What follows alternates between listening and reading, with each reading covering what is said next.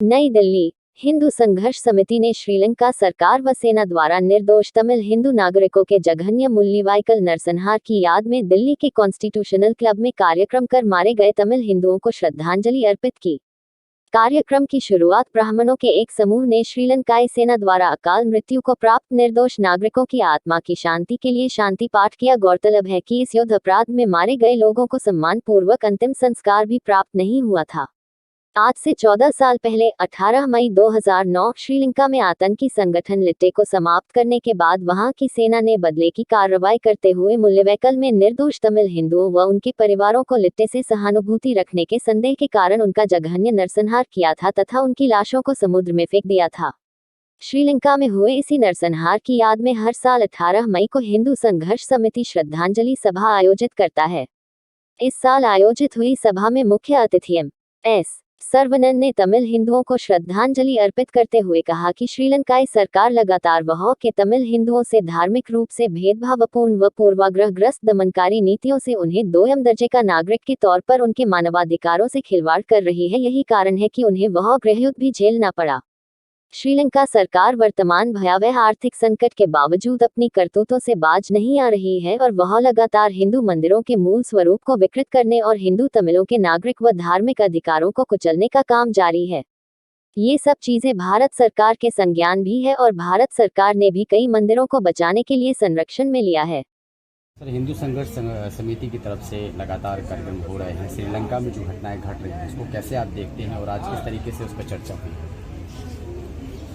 ये विषय जितना गंभीर है, चर्चा भी उतनी ही गंभीर हुई है और ये चर्चा स्थानीय नहीं बल्कि आप मीडिया के माध्यम से पूरे विश्व तक पहुंचाने की बात है कि हिंदू संस्कृति पे किस प्रकार भीषण अत्याचार वर्षों से होता रहा है श्रीलंका में। वो हिंदू मंदिर तोड़ने की बात हो या हमारे लोगों की भाषाओं को खत्म करने की बात हो, उनकी लाइब्रेरी जलाने की बात हो या फिर उनके हॉस्पिटल्स पे जब पूरे मरीज युद्ध के समय जब मरीज हमारे भर्ती थे उस समय बॉम्ब सेलिंग हुई है। इस तरह के दुष्कर्म श्रीलंका की आर्मी ने किया है और वहां की सरकारों की सहभागिता इसमें रही है। अंतर्राष्ट्रीय संस्थाओं को अमन चालू करो, हिसाब लेना ही पड़ेगा और अब श्रीलंका को, भारत के लोगों को, हिंदू संस्कृति के लोगों को जवाब देना ही पड़ेगा कि वार क्रिमिनल्स कौन है, मानवता के क्रिमिनल्स कौन है और इंडिपेंडेंट इन्वेस्टिगेशन की आवश्यकता है। तभी हम वॉर क्रिमिनल्स और हमारे संस्कृति के पे अत्याचार करने वाले और लाखों लोगों के नृशंस हत्या करने वालों को अंतर्राष्ट्रीय कम्युनिटी जब तक उनके अपराधों को साबित कर, जब तक उन्हें सजा नहीं देती है तब तक हमें चैन नहीं लेना चाहिए। लेकिन जिस तरीके से अत्याचार हो रहा है, लगातार घटनाएं घट रही हैं, किसकी गलती मानते हैं? कहाँ कमियां देखने को मिल रही हैं आप? श्रीलंका के एस्टैब्लिशमेंट की कमियां हैं और जहां तक डिप्लोमेसी की बात है, भारत अपनी तरफ से पूरी कोशिश कर रहा है। अंतर्राष्ट्रीय स्तर पे सभी को हम आपस में जोड़ रहे हैं और आवाज़ अंतर्राष्ट्रीय फोरम में भी हम श्रद्धांजलि भी रखी गई है। क्या संदेश जाएगा, क्या कुछ कहना चाहेंगे इस कार्यक्रम में? देखिए, ये घटना 2009 में हुई थी। 14 साल हो गए इस घटना को और वहाँ 40,000 से 70,000 के बीच की संख्या है जब हिंदुओं को नृशंस तरीके से वहाँ की सरकार ने सुनियोजित तरीके से मारा। तो जब हमारे पड़ोसी देशों में जो अन्य देश हैं जहाँ पे हिंदुओं की चिंता भारत सरकार कर रही है, तो श्रीलंका में जो हिंदू हैं उनकी चिंता और उनको न्याय दिलाने के लिए भी भारत सरकार को विचार करना चाहिए।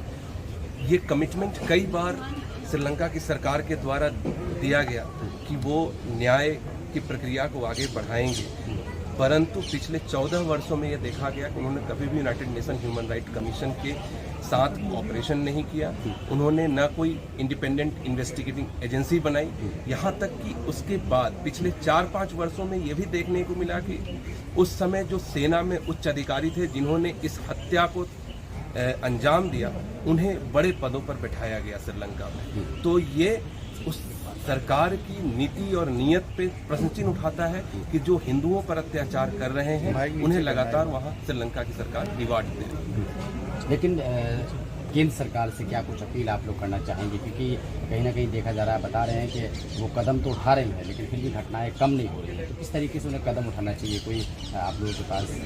जी बिल्कुल, चूँकि श्रीलंका एक अपने आप में अलग देश है तो वहाँ डायरेक्ट इंटरफेरेंस की हम लोग कभी अपील नहीं करेंगे, लेकिन हाँ भारत में violation about Tamil minorities in Sri Lanka.